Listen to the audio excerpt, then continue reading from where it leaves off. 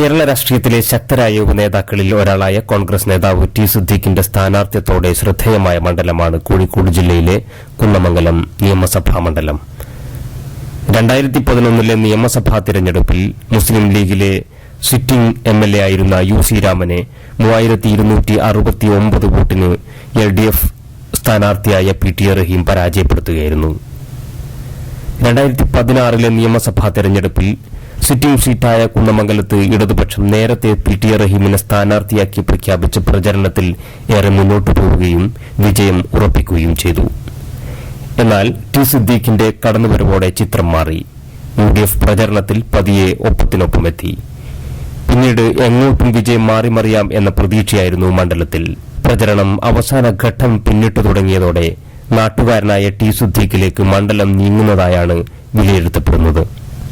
രാഷ്ട്രീയ പോരാട്ടത്തിൽ UDFനെ നേരിടുന്നതിൽ പിന്നോട്ടുപോയ ഇടതുപക്ഷം രാഷ്ട്രീയം വിട്ട് കുടുംബകാര്യം തെരുവിൽ വലിച്ചിഴക്കുന്നതാണ് പിന്നീട് കണ്ടത്. എന്നാൽ ടി സിദ്ദീഖ് രാഷ്ട്രീയമായും ആരോപണങ്ങൾക്കും കൃത്യമായ മറുപടി നൽകിയതോടെ മണ്ഡലത്തിൽ UDF വിജയം ഏറെക്കുറെ ഉറപ്പായി കഴിഞ്ഞു. ആ പത്രത്തിൽ വികസന നായകൻ എന്ന് പറഞ്ഞ് നിലവിലുള്ള MLA ശ്രീ PT റഹീമിന്റെ ഫോട്ടോ ആട്ടെ, അതും കുഴപ്പമില്ല. അത് കഴിഞ്ഞിട്ട് എഴുതി വെച്ചു, നമ്മുടെ നിയോജകമണ്ഡലത്തിലെ സ്കൂളുകൾ രാജ്യാന്തര നിലവാരത്തിലേക്ക്. ഞാൻ ശ്രീ PT റഹീമിനെ വെല്ലുവിളിച്ചുകൊണ്ട് ചോദിക്കുന്നു, രാജ്യാന്തര നിലവാരത്തിലേക്ക് ഉയർത്തപ്പെട്ട ഒരു LP, UP, high school, higher secondary സ്കൂളിന്റെ പേര് ഈ നിയോജകമണ്ഡലത്തിൽ പറഞ്ഞാൽ ഈ രാഷ്ട്രീയ പ്രവർത്തനം ഞങ്ങൾ അവസാനിപ്പിക്കുക. അന്താരാഷ്ട്ര നിലവാരം എന്ന് പറഞ്ഞാൽ എന്താ? ഒരു തൂണും കുറച്ച് കെട്ടിടമുണ്ടാക്കിയാൽ അന്താരാഷ്ട്ര നിലവാരമാകുക? എന്താ അന്താരാഷ്ട്ര നിലവാരം എന്ന് പറഞ്ഞാൽ? ആധുനിക യുഗത്തിൽ നമ്മുടെ കുട്ടികൾ ആധുനിക വൈജ്ഞാനിക കമ്പോളത്തിൽ അവർ മത്സരാർത്ഥികളായി അത്യുജ്വലമായ രീതിയിൽ അവർ ഈ നിയോജകമണ്ഡലത്തിൽ ഈ മേഖലകളിൽ അവർ ലോകത്തിന്റെ വാതാവരണങ്ങൾ കീഴടക്കുക. പണ്ടത്തെ പോലെയല്ല. പണ്ട് ഡസ്റ്റർ, ചോക്ക്, ബ്ലാക്ക് ബോർഡ്, അധ്യാപകന്റെ കയ്യിൽ ടെക്സ്റ്റ് ബുക്ക്, അധ്യാപകന്റെ കയ്യിൽ ചൂരൽ, ഇതൊക്കെയാണ് ക്ലാസ് റൂം. ഇന്നത്തെ സ്ഥിതി, ഇന്ന് സ്മാർട്ട് ക്ലാസ് റൂം. അധ്യാപകന്റെ കയ്യിൽ ഈ ബുക്കുകൾ, കുട്ടികളുടെ കയ്യിൽ ടെക്സ്റ്റ് ബുക്കിന് പകരം ഈ ബുക്കുകൾ, അവരുടെ കയ്യിൽ നെറ്റ്വർക്കിങ്ങും വൈഫൈ കണക്ഷൻസും, അവരുടെ കയ്യിലുള്ളത് കമ്പ്യൂട്ടറുകളും ഐപാഡുകളും. ലോകത്തിന്റെ വൈജ്ഞാനിക മേഖലകളിൽ നമ്മുടെ കുട്ടികൾ കുതിക്കുമ്പോ ഈ നിയോജകമണ്ഡലത്തിൽ ഏതെങ്കിലും ഒരു സ്കൂൾ ഡിജിറ്റൽ ഹയർ സെക്കൻഡറി സ്കൂളായോ ഹൈസ്കൂളായോ LP, UP സ്കൂളായോ കൺവെർട്ട് ചെയ്യാൻ, മാറ്റാൻ ഇവർക്ക് സാധിച്ചിട്ടുണ്ടോ? ഞാൻ 10ാം ക്ലാസ് പാസ്സായ കുറെ കുട്ടികളെ വിളിച്ചു. എന്തിനാ? അവരെ ഒന്ന് അഭിനന്ദിക്കാൻ. വിളിച്ചപ്പോ പല രക്ഷിതാക്കളും എന്നോട് പറഞ്ഞു, ഈ നിയോജകമണ്ഡലത്തിൽ ഞങ്ങളുടെ കുട്ടികൾ പഠിച്ചു പാസ്സാകുമ്പോ അവരെ ഒന്ന് അഭിനന്ദിക്കാനുള്ള വല്ല നടപടിയും ഈ നിയോജകമണ്ഡലത്തിലുണ്ടോ? ഞാൻ അവരോട് ഒരു കാര്യം പറഞ്ഞു, ഇതുവരെ ഈ നിയോജകമണ്ഡലത്തിൽ അത്തരം നടപടികൾ ഇല്ലാതിരിക്കാം. പക്ഷേ ഒരു ജനപ്രതിനിധിയായി തെരഞ്ഞെടുക്കാനുള്ള സൗകര്യം നിങ്ങൾ ചെയ്തു തന്നാൽ ഈ നിയോജകമണ്ഡലത്തിൽ ടി സിദ്ദീഖ് എന്ന് പറയുന്ന പൊതുപ്രവർത്തകൻ ആദ്യം വെക്കുന്ന പരിപാടി എന്തായിരിക്കും എന്ന് ചോദിച്ചാൽ ഒരു തർക്കവും നിങ്ങൾക്ക് വേണ്ട. SSLC, higher secondary, competitive examinations പാസ്സായ മുഴുവൻ കുട്ടികൾക്കും ഈ നിയോജകമണ്ഡലത്തിൽ MLAയുടെ എക്സലൻസ് അവാർഡ് കൊടുക്കുന്ന ചടങ്ങായിരിക്കും ആദ്യം. ഈ നിയോജകമണ്ഡലത്തിലെ ഗവൺമെന്റ് സ്കൂളുകളെ ഡിജിറ്റലൈസ് ചെയ്യാനുള്ള നടപടികൾ സ്വീകരിക്കും. അങ്ങനെ ഓരോ കാര്യങ്ങൾ അക്കമിട്ട് നിരത്തിക്കൊണ്ടാണ് ഞങ്ങൾ മുന്നോട്ട് പോകുന്നത്.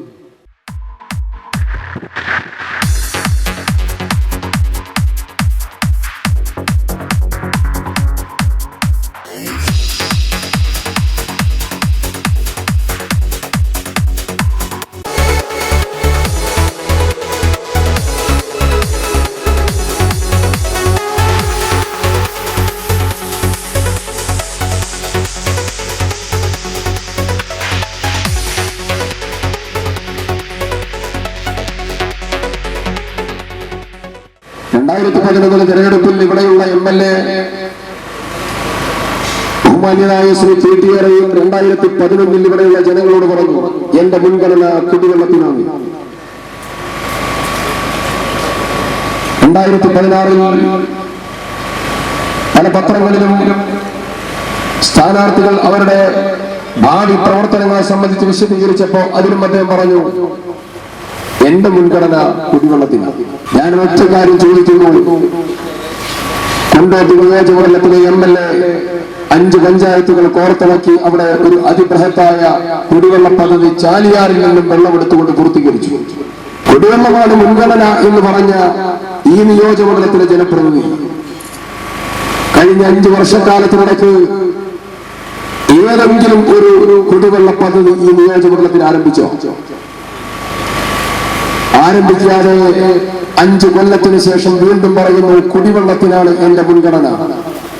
ഞാൻ ഈ തെരഞ്ഞെടുപ്പ് പ്രചരണവുമായി ബന്ധപ്പെട്ടുകൊണ്ട് കടന്നു പോകുമ്പോ വൈകാരിക പ്രതികരണം വരെ പലയിടത്തും കേൾക്കുന്നു. സങ്കേതം ഉൾപ്പെടെയുള്ള പല മേഖലകളിൽ ഒന്നുകിൽ പഞ്ചായത്ത് കൊടുക്കണം, അതല്ലെങ്കിൽ MLA ഫണ്ടോ ആസ്തി ഫണ്ടോ ഏതെങ്കിലും ഉപയോഗിച്ചുകൊണ്ട് അവിടെയുള്ള ജനങ്ങൾക്ക് കുടിവെള്ളം കൊടുക്കാൻ.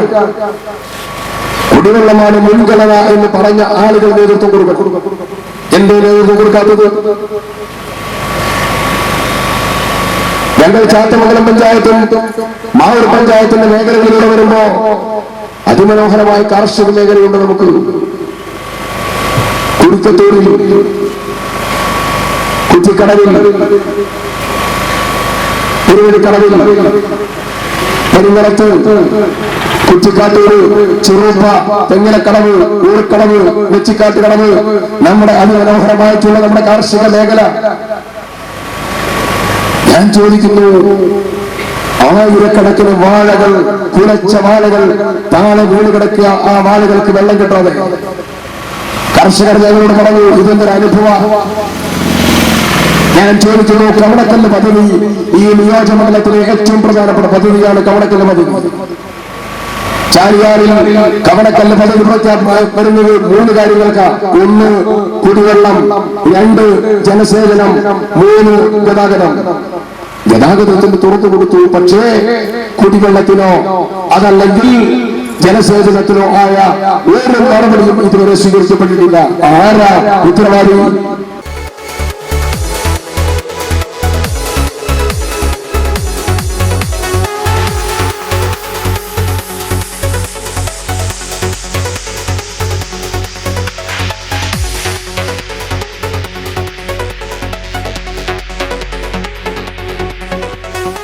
രണ്ടാമതായി പറഞ്ഞു, ആർട്സ് ആൻഡ് സയൻസ് കോളേജ് കൊണ്ടുവന്നു കുന്നമംഗലത്ത്. ആരാ ആർട്സ് ആൻഡ് സയൻസ് കോളേജ് കൊണ്ടുവന്നത്? കേരളത്തിൽ ആർട്സ് ആൻഡ് സയൻസ് കോളേജ് ഇല്ലാത്തതായ മുഴുവൻ നിയോജകമണ്ഡലത്തിലും കോളേജ് കൊടുക്കാൻ തീരുമാനമെടുത്തത് ഐക്യജനാധിപത്യ മുന്നണിയുടെ മുഖ്യമന്ത്രി ശ്രീ ഉമ്മൻചാണ്ടിയും ശ്രീ അബ്ദുറബ്ബും കൂടിയാണ്. അതിൽ PT റഹീമിന്റെ കാര്യ നാദാപുരത്ത്, ബാലുശ്ശേരിയിലെ, കുന്നമംഗലത്തൊക്കെ കേരളത്തിലെ എല്ലാ നിയോജകമണ്ഡലത്തിലും ആർട്സ് ആൻഡ് സയൻസ് കോളേജ് ഇല്ലാത്ത എല്ലായിടത്തും കൊടുത്തു. അദ്ദേഹം പറയുന്നത് അദ്ദേഹത്തിന്റെ വിജയമാണത്. ഞാൻ ചോദിക്കുന്നു, ഒരു ലെറ്റർ പാഡിൽ ഒരു കത്ത് പോലും ഈ കോളേജുമായി കൊടുക്കേണ്ടതായ ആവശ്യകത PT റഹീമിന് ഉണ്ടായിട്ടില്ല.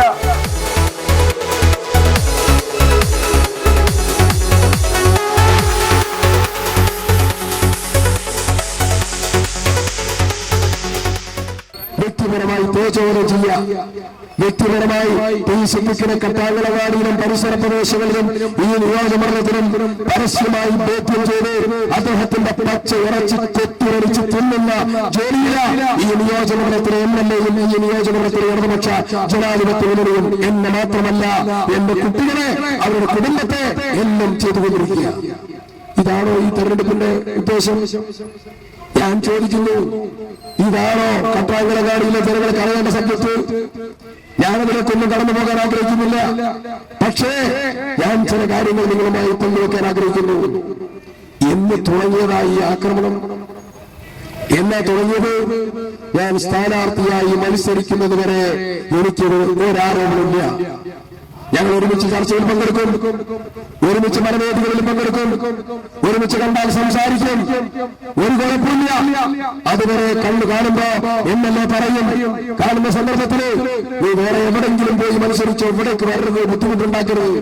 സൗഹൃദ സംഭാഷണം ഒരുപാട്, ഒരു കുഴപ്പമില്ല. പക്ഷേ ഞാൻ തെരഞ്ഞെടുപ്പിൽ സ്ഥാനാർത്ഥിയായി ഒരാഴ്ച എന്ന് കഴിഞ്ഞപ്പോ വിലയിരുത്തൽ നടന്നു. LDF ജില്ലാ കമ്മിറ്റിയുടെ CPIM നേതൃത്വത്തിന്റെ വിലയിരുത്തൽ. ആ വിലയിരുത്തലിൽ അവർ ഒരു കാര്യം ബോധ്യപ്പെട്ടു. ഈ കുന്നമംഗലം നിയോജകമണ്ഡലം അവരുടെ കയ്യിൽ നിന്ന് നഷ്ടപ്പെടുന്നു എന്ന് ബോധ്യം വന്നപ്പോ അവർ അത് തിരിച്ചു പിടിക്കാൻ എന്തൊരു മാർഗം എന്ന് ആലോചിച്ചപ്പോ അവർ ഒരു തീരുമാനമെടുത്തു. ടി സിദ്ദിഖിനെ വ്യക്തിപരമായി തേജോവനം ചെയ്യുക, വ്യക്തിപരമായി ആക്രമിക്കുക, വ്യക്തിപരമായി ഇല്ലാത്തതായിരിക്കുന്ന കഥകൾ പറയുക, ജനങ്ങളെ തെറ്റിദ്ധരിപ്പിക്കുക. അങ്ങനെ ഈ നിയോജകമണ്ഡലം തിരിച്ചു പിടിക്കാൻ നിലനിർത്താൻ പറ്റുമോ എന്ന് പരീക്ഷണം നടത്തുക. ഞാനൊരു കാര്യം പറയാം. എനിക്ക് എന്റെ സ്വകാര്യമായ വേദനകളുണ്ട്. ഞാൻ ഇതുവരെ തുറന്നു പറഞ്ഞിട്ടില്ല.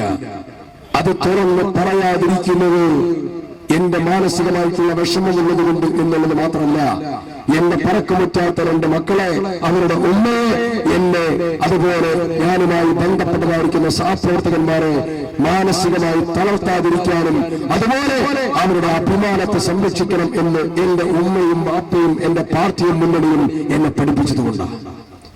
ഞാനതിനെക്കുറിച്ച് വ്യക്തിപരമായി ഒരു പരാമർശം നടത്തിയിട്ടില്ല.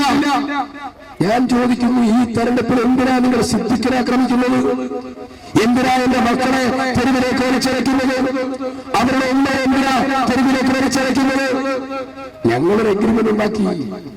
ആ എഗ്രിമെന്റ് 3 കാര്യം. ഒന്ന്, ടി സിദ്ദിഖിനെതിരെ എന്തെല്ലാം ആരോപണം പറഞ്ഞോ ആ ആരോപണങ്ങൾ മുഴുവൻ പിൻവലിക്കുന്നു. 1. 2, മക്കൾ, അവരുടെ മാതാവ്, അവരുടെ പിതാവ്, അവരുടെ എല്ലാവരുടെയും ഭാവി ജീവിതം സംബന്ധിച്ച് തൃപ്തികരമായ തീരുമാനം ഞങ്ങൾ എടുത്തു. ആ തീരുമാനത്തെ സംബന്ധിച്ച് ഞങ്ങൾക്ക് ആർക്കും തന്നെ പരാതിയില്ല. ഞങ്ങൾ സംതൃപ്തരാണ് ആ തീരുമാനത്തിൽ. 3ാമത്തെ തീരുമാനമെടുത്തു. അതാണ് ഏറ്റവും പ്രധാനം. ദയവ് ചെയ്ത് ഞങ്ങളുടെ കുടുംബ വിഷയം നിങ്ങൾ പൊതുമധ്യത്തിലേക്ക് കൊണ്ടുപോകരുത്. ഞങ്ങളുടെ മക്കളെ കരുതി, ഞങ്ങളുടെ കുടുംബത്തെ കരുതി നിങ്ങൾ കൊണ്ടുപോകരുത്. ഇത് വിനീതമായിട്ടുള്ള ഒരു അഭ്യർത്ഥനയാ പൊതുസമൂഹത്തോട്. അങ്ങനെ ഒരു കുടുംബം പറഞ്ഞാൽ, മക്കളെ കരുതി പറഞ്ഞാൽ, നിങ്ങൾ ചോദിക്കട്ടെ, 4 വോട്ടുകൾക്ക് വേണ്ടി ഇല്ലാ കഥകൾ കട്ടാങ്ങലങ്ങാടിയിൽ പ്രസംഗിക്കുന്നത് എന്തിനു വേണ്ടിയാ? പരാജയപ്പെടും എന്ന് കണ്ടപ്പോ എന്റെ മക്കളെ, എന്റെ കുടുംബത്തെ പരസ്യമായി വലിച്ചു കയറി അവരുടെ ശരീരത്തിൽ നിന്ന് പച്ചമാംസം നുണയുന്ന പ്രവർത്തനം നടത്തുന്നത് മാന്യതയുടെ രാഷ്ട്രീയ പ്രവർത്തനമാണോ? ഇതുപോലെയുള്ള പ്രവർത്തനങ്ങൾ നടത്തി ഈ മണ്ണിൽ രക്ഷപ്പെടാമെന്ന് നിങ്ങൾ കരുതുന്നുണ്ടോ? ഇതൊരു ജനാധിപത്യ മര്യാദയാണോ? ഞാൻ അവസാനിപ്പിക്കുന്നു. ഞാനത് കണ്ടാങ്ങളെ ജനാധിപത്യ വിശ്വാസികൾ കൊടുന്നു. ഇപ്പൊ ചെയ്തുകൊണ്ടിരിക്കുന്ന പ്രവർത്തനം എന്താണെന്നറിയോ? കൂളിമാട് പോയപ്പോ അവിടെയുള്ള ആളുകൾ പറയാ, അവിടെ ഒരു ലോഡ് ടെക്സ്റ്റ് നോട്ട്ബുക്ക് കൊണ്ടുവന്ന് ഇറക്കിയിരിക്കുക കൊടുവള്ളി. എന്തിനാ? വിതരണം ചെയ്യാൻ. അത് മാത്രമല്ല, പെരുമണ്ണ പോയപ്പോ പെരുമണ്ണയിൽ വെള്ളായിക്കോട് വെച്ചുകൊണ്ടൊരു വിനീതനായ ലൈൻ ഹൗസിൽ താമസിക്കുന്ന ഒരു പാവപ്പെട്ടവൻ പറയാ, ഞങ്ങളുടെ വീട്ടിൽ വന്നുകൊണ്ട് പണക്കിഴി സമ്മാനിക്കാൻ ശ്രമിച്ചു. ഞാൻ ആത്മാഭിമാനമുള്ള ആളായതുകൊണ്ട് ഞാൻ പറഞ്ഞു, ഞങ്ങൾക്ക് ഈ പണം വേണ്ട. നിഷേധിച്ചു. കുറ്റിക്കാട്ടൂരിൽ ഈ നിയോജകമണ്ഡലത്തിന്റെ പല ഭാഗത്ത് പണം കൊടുക്കുക. കുന്നമംഗലം നിയോജകമണ്ഡലത്തിലെ ജനാധിപത്യ വിശ്വാസികളെ കൊടുവള്ളിയിലെ പണത്തിന്റെ തുലാസിലിട്ട് അങ്ങ് ആട്ടിയെന്ന് ജയിച്ചു കളയാമെന്ന് ആരെങ്കിലും കരുതിയാൽ കൊടുവള്ളിയിലെ പണത്തിന്റെ തുലാസിൽ ആടുന്നവരല്ല ഈ കുന്നമംഗലം നിയോജകമണ്ഡലത്തിലെ ജനാധിപത്യ വിശ്വാസികളെന്ന് തെളിയിക്കുന്ന തെരഞ്ഞെടുപ്പാണിത്. തർക്കം നിങ്ങൾക്ക് വേണ്ട. കൊടുവള്ളിയിലെ പണമൊക്കെ എന്ത് പണാണെന്ന് ഇവിടെയുള്ള ആളുകൾക്കൊക്കെ നന്നായിട്ട് അറിയാം. അതുമായി ബന്ധമുള്ള ആളുകളെ കുറിച്ചും കൃത്യമായിട്ട് അറിയാം. വ്യക്തിപരമായി പറയുന്നത് എന്റെ ജോലിയല്ലാത്തതുകൊണ്ട് ഞാൻ ഇവിടെ അവസാനിപ്പിക്കുക. പക്ഷേ നാടിന്റെ വികസനത്തെ കുറിച്ച് ഞങ്ങൾ സംസാരിക്കും. നാടിന്റെ വികസനത്തെ കുറിച്ച് ഞങ്ങൾ ചോദിക്കും. വ്യക്തിപരമായി നിങ്ങൾ ആക്ഷേപിച്ചാലും ശരി, നാടിന്റെ വിഷയങ്ങൾ പറയാതിരിക്കില്ല. അതുകൊണ്ട് ഈ നാടിന്റെ വികസനത്തിന്, നാടിന്റെ മുന്നോട്ടുള്ള പ്രയാണത്തിന്, ഈ നാട്ടിൽ വളർന്നു വരുന്ന മക്കളെ ലോകവാതായനങ്ങൾ കേൾക്കാൻ നിങ്ങളുടെ വിലയേറിയ സമ്മതിദാനാവകാശം ഐക്യജനാധിപത്യം നിങ്ങളുടെ തെരഞ്ഞെടുപ്പ് ചിഹ്നമായ കൈയടയാളത്തിൽ രേഖപ്പെടുത്തണമെന്ന് ധീരമായി അഭ്യർത്ഥിച്ചുകൊണ്ട് ഞാൻ എന്റെ വാക്കുകൾ ഉപസംഹരിക്കുന്ന അഭിവാദനങ്ങൾ. ജയ് ഹിന്ദ്, ജയ് ഇന്ത്യ.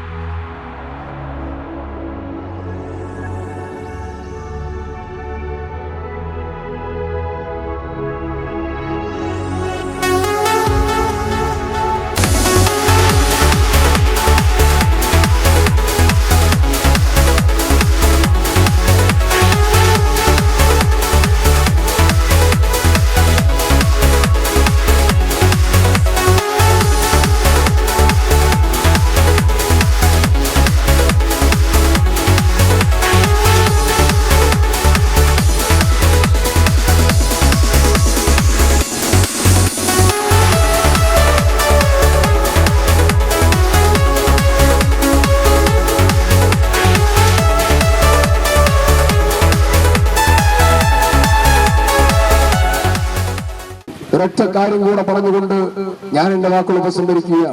16-ാം തീയതി വോട്ട് കഴിഞ്ഞ് 19-ാം തീയതി വോട്ടെണ്ണി കഴിയുമ്പോ ഐക്യ ജനാധിപത്യ മുന്നണിയുടെ സ്ഥാനാർത്ഥിയായ ടി സിദ്ദിഖ് എന്ന സാധാരണക്കാരൻ ഇവിടെ നിന്ന് വിജയിച്ചാൽ ഈ നിയോജകമണ്ഡലത്തിന്റെയും നമ്മുടെ ഈ മേഖലയുടെയും വികസനത്തിന് വേണ്ടി 100% ആത്മാർത്ഥതയോടുകൂടി നിങ്ങളുടെ കൂടെ ഉണ്ടാകും എന്ന് വ്യക്തിപരമായും മുന്നണിപരമായും രാഷ്ട്രീയപരമായും നിങ്ങൾക്ക് ഉറപ്പ് നൽകിക്കൊണ്ട് ഞാൻ എന്റെ വാക്കുകൾ ഉപസംഹരിക്കുന്നു. അഭിവാദനങ്ങൾ. ജയ് ഹിന്ദ്.